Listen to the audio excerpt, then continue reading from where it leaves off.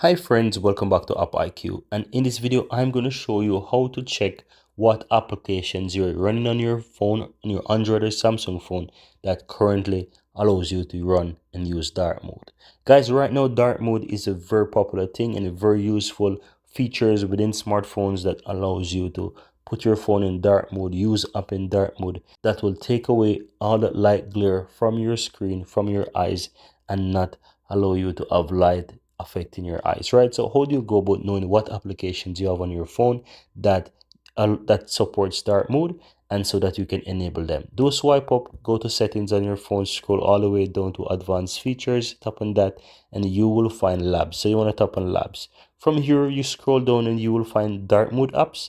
You will need to tap on that, and if you have any applications on your phone that supports dark mode, if you're currently running dark mode, you will see that it's enabled and it's blue. If you're not running the dark mode, it will look like that.